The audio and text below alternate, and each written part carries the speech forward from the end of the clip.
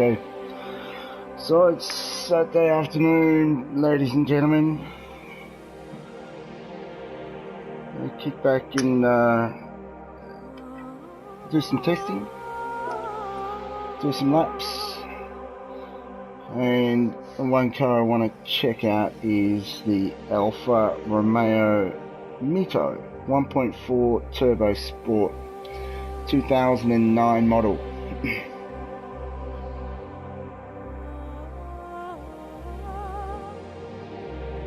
I think it's a pretty ugly looking car. I don't think it's very pretty at all. The proportions on it are all wrong. It's got a massive nose on it. Looks a bit like a walrus. A lot of people over in Europe thought it was cute. They praised it for its design, its unique style. I mean, you can see there just how heavy that front end actually looks. It's very much an old school style, front steerer. It's got a little bit of retroness about it. The classic Alfa Romeo grille. Those headlights are butt ugly.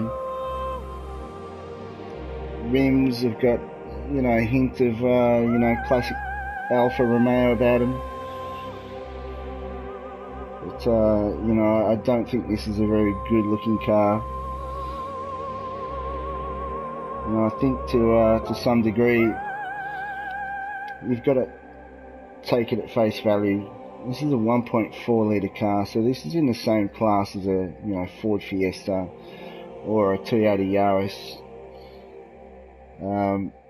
So it's 1.4 litre, it's a two-door hatchback. It is turbocharged, however, so we don't get the usual, 100 horsepower, car that we've got here.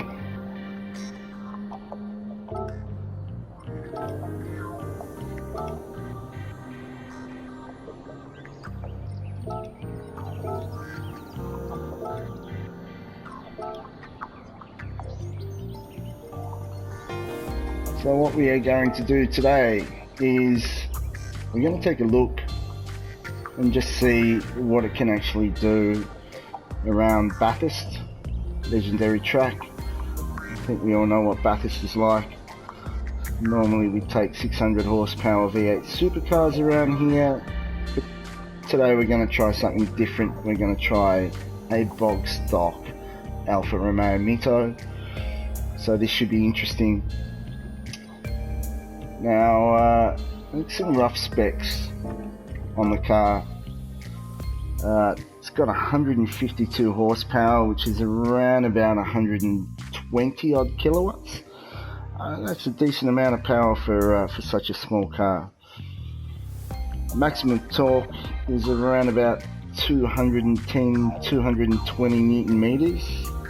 I'm just doing rough calculations off the top of my head there, trying to convert it from the Japanese kilogram force meter of 20.4 into Newton meters, which is what we all use.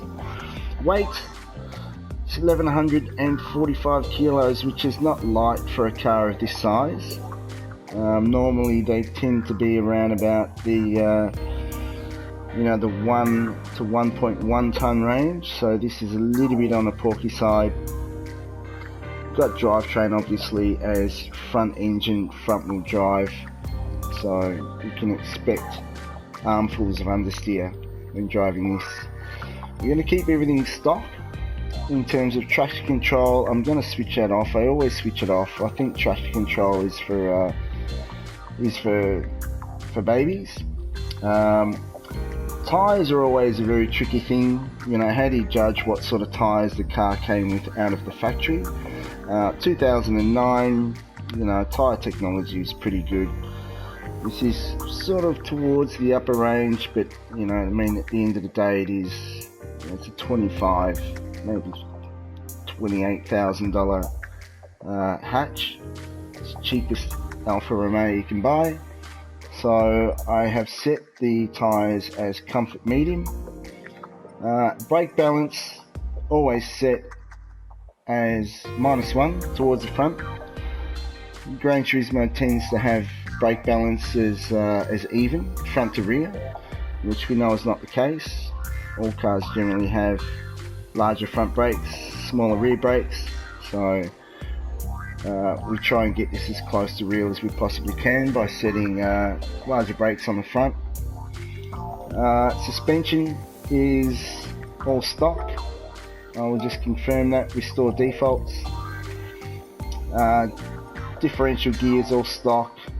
We are using a manual transmission, so this should be a bit of fun. It's going to be interesting to see what we can do in a car like this, keeping in mind the V8 supercar can run around Bathurst in full race gear in around about 2 minutes and 3 seconds, I think was fastest lap record of last year. So for this I'm probably expecting somewhere around the 3-minute range, but it will be good to check out. So here we go, let's take a drive and we will see where we end up. I am using a Logitech G29 steering wheel, 3-pedal setup, clutch, 6-speed gearbox. There's my shifter in front of me with the manual reverse. So let's get into it and we'll see what the car can actually do. Alright, there's a bad shift for you. Back into third. And here we go. Downshift. Oh. Okay, so creep up over the start finish line. Pushing 120 k's an hour. Into the first corner. Back into third. Cut that as tight as we can. Hang on to the understeer on the way out.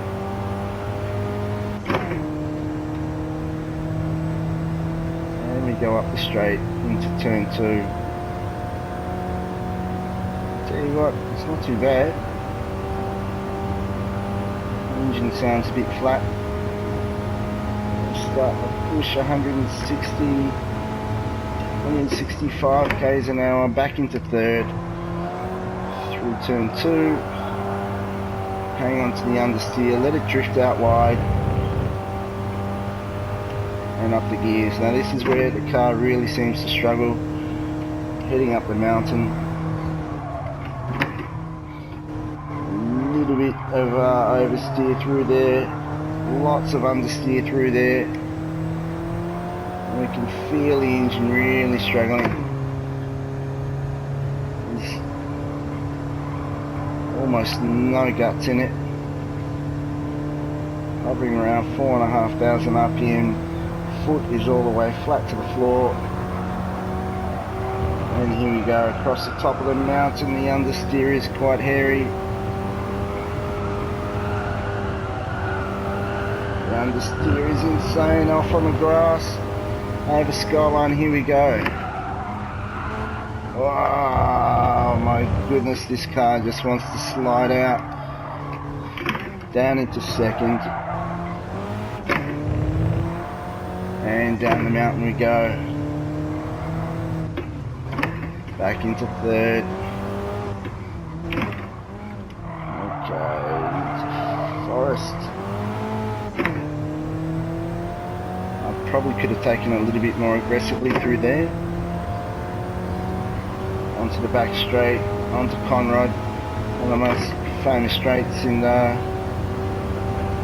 Australian motor racing. We're pushing 190 k's an hour. If we're lucky we might make 200. So have 6 gear top speed. And hard on the brakes. Back into third. Ah, the car slides menacingly through that corner. Hard on the gas. Hang on to it. And away we go. Final corner coming up. brake at the 100-metre mark.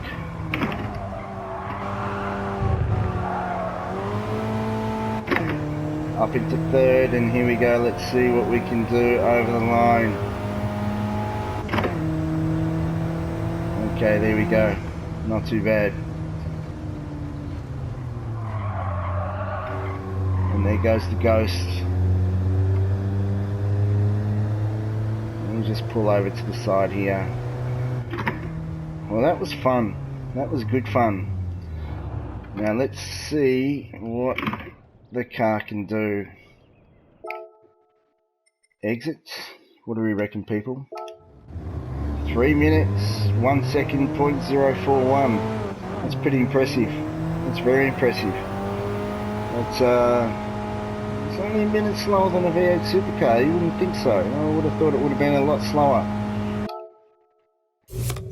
There we have it. Okay, so there's our first test. There is our first car.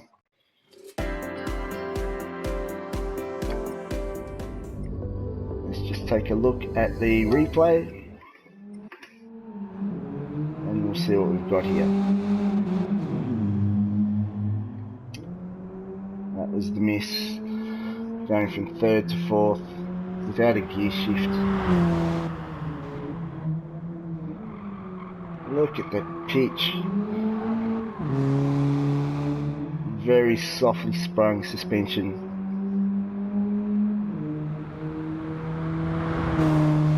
Doesn't look half bad actually when you see it in action. But it still is. Look at that. I just can't believe the pitch on this thing. It's got really good sway bars on it. You can really feel the springs are actually quite soft, front to rear.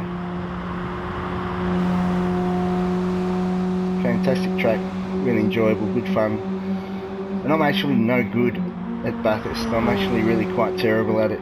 It's not one of my strengths. You think it would be, but you know, there are people out there who can do this track like blindfolded pretty much. You can see I was a little bit wide through turn 2. I didn't quite hit the apex. Up into turn 3 is where it gets a little bit wobbly. Just wants to pitch onto its outside tyre a little bit too much. Trying to hold on to the steering. And this is where it bogs down.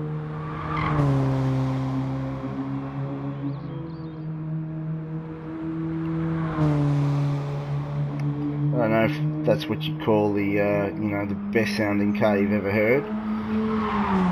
It certainly sounds pretty tame for an Alfa. These things usually have awesome exhaust notes on them. And there we go, we can see where we went right wide over there. Now just look at this, trying to hang on to it, off onto the dirt, got dirty tyres now, you can see the understeer. Dirty tyres again, not the best, but managed to get out of there okay. Haven't really got a lot of confidence through here, which is why I downshifted. And through here as well, I probably took it a little bit slow. You can see the back end step out. I'm miles away from full speed, but you know, managed to gather it up and hammer it out underneath the Audi banner. Speed creeping up towards 200 k's an hour. Would you ever do 200 k's an hour in a car this small? Around Bathurst, if you had a free run. Good pitch. Once again, hard on the brakes. Look at the rear end of that car. Just, it looks like it's on hydraulics almost. Certainly needs stiffer, lower suspension. But actually, it doesn't handle too badly. I actually quite enjoyed it. My goodness. Pushing as hard as I can across the finish line underneath the super cheap auto gantry. And there we go, that is a 3-minute 1.0 lap time. Interesting stuff. 152 horsepower, 2009 Alfa. Would you buy one?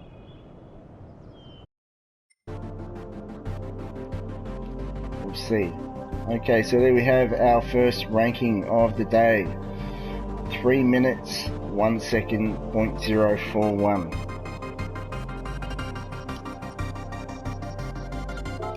Let's take a look and see what we can do with our next car. Back to Bathurst we go. We might change up the time. We'll set it as morning, 8 o'clock in the morning, Sunday morning, nice and fun. Let's take a look at our cars, and what we are looking for is we'll set everything by power. There was our MiTo, there it is, 2009. Next car we are going to choose is going to be the Peugeot RCZ GT line 2015.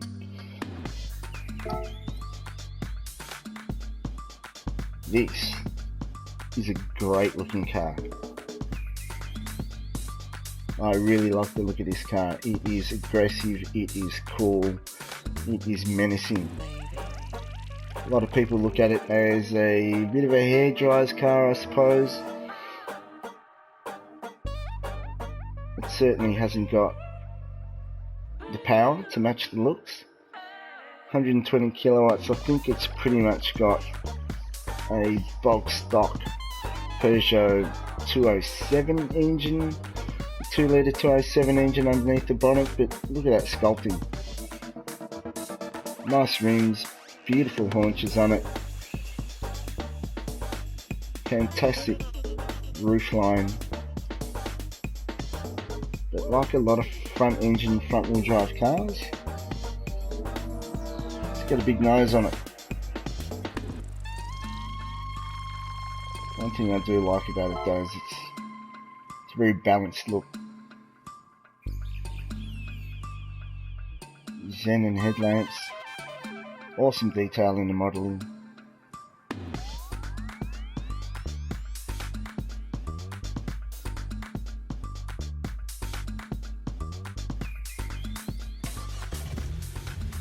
Let's have a listen.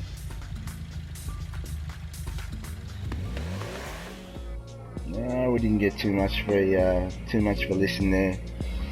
Okay, so once again, we'll adjust our car settings. Maximum power 152, maximum torque around about 250, almost 260 Newton meters.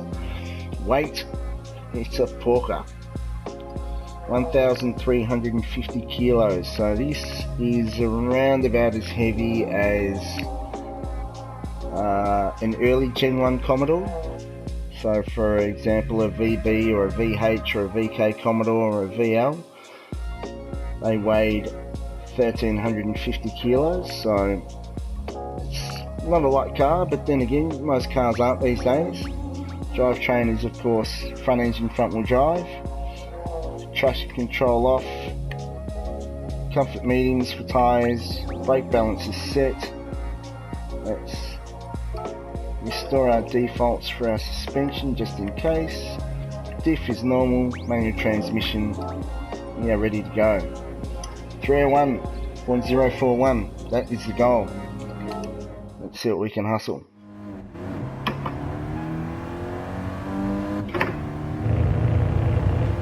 Nice layout on the dashboard, nice and clear. See the speed there. Cold tyres through the first corner. Ooh, bounces off the limiter.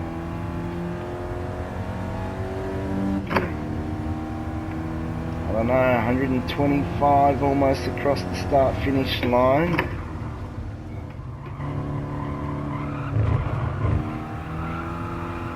It's actually nicely poised. You just hear the speed alert there. It's one of the small things that Gran Turismo does very nicely. The clock on the dashboard represents time of day. a bit of an ugly clock, but it is 8 o'clock. Doing 164 k's, back down into 4th, into 3rd. The gearing on this thing is very short. And you can hear it struggle. It's really struggling. 117 k's.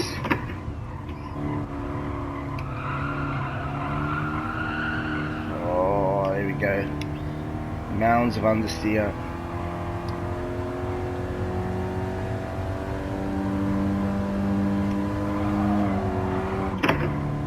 Too much understeer in this thing. You can feel the front end is very heavy. It just doesn't have the sort of confidence that the Alfa had.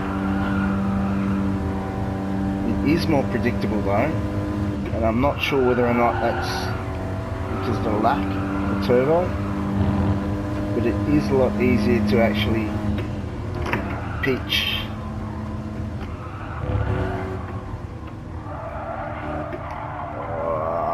The steer is terrible. Almost hit the wall there. Certainly doesn't have the lateral grip that the Alfa has. You can feel that weight when you throw it around. Okay. Let's see whether or not we can get up towards 200 k's, bang it up into 5th gear. Beautiful day at Bathurst, beautiful morning. 190 k's, 6th gear, up over the crest. Here we go, bang, 200 done.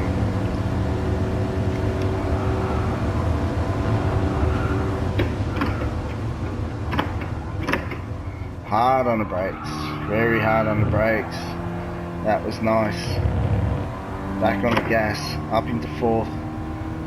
Gears are extremely short. It's not quite WRX short. Heel and toe, downshift, up into 3rd. Okay, hammer it out. Come on baby, let's do it. And there we go, over the start finish line. This is going to be interesting. And we see the ghosts.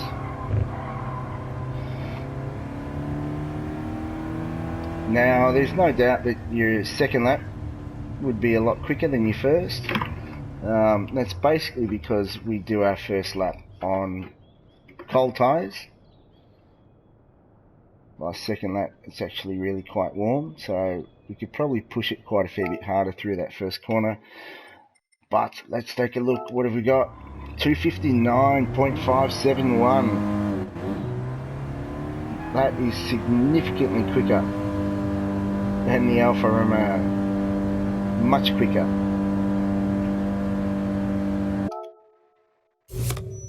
It'd be interesting to sort of try and figure out where and how the speed differential came into it.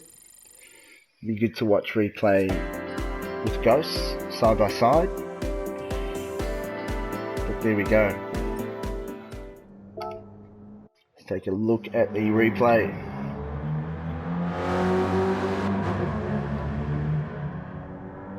I do think the suspension may have a lot to do with it, even though this car is 200 kilos heavier than the Alfa.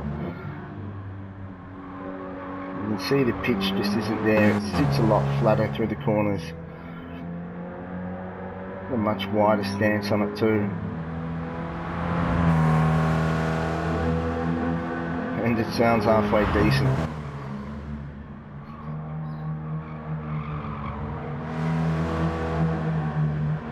Absolutely beautiful car.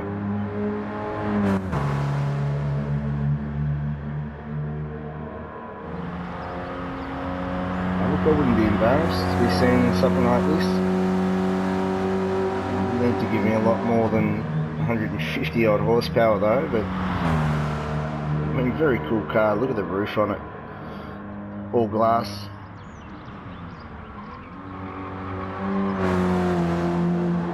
And I'm still slightly off the apex there coming through turn 2. It's one of the weaknesses that I have. And just have a look at the difference in attitude coming up into turn 3. A lot more stable up into there.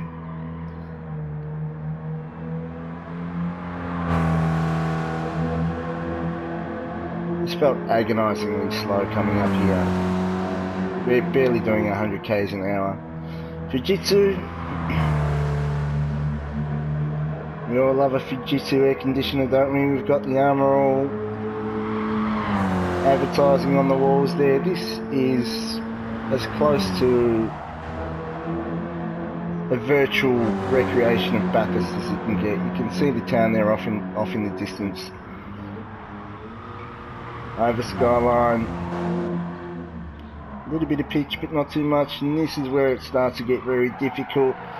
The car is just not handling the way I'd like it to.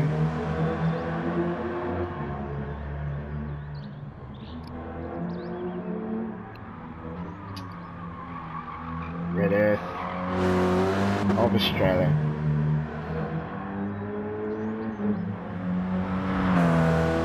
The only thing this game does not have in it is kangaroos. Would be interesting though.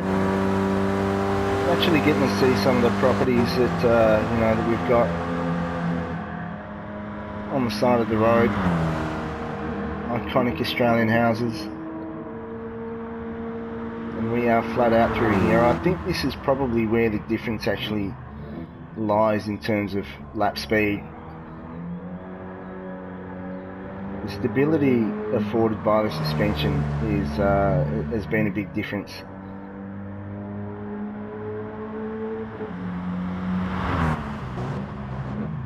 But yes, it does slide a lot more over the corners, through the corners.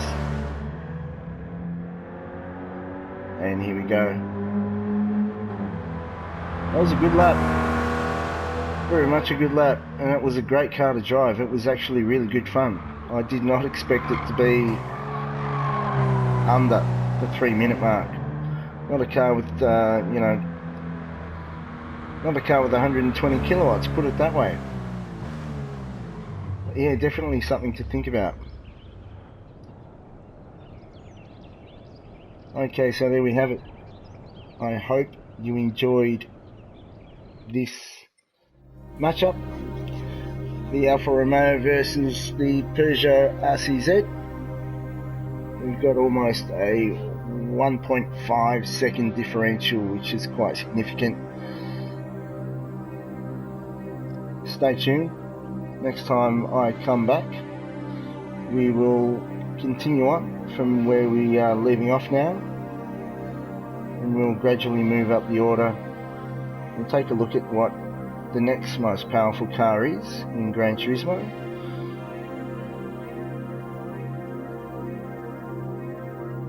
Hopefully it's not a front wheel steerer. Hopefully we get something different. I do believe I have an idea of what comes next, but I'll save that for the time being. Anyways, thanks for watching. Take it easy. Enjoy your afternoon.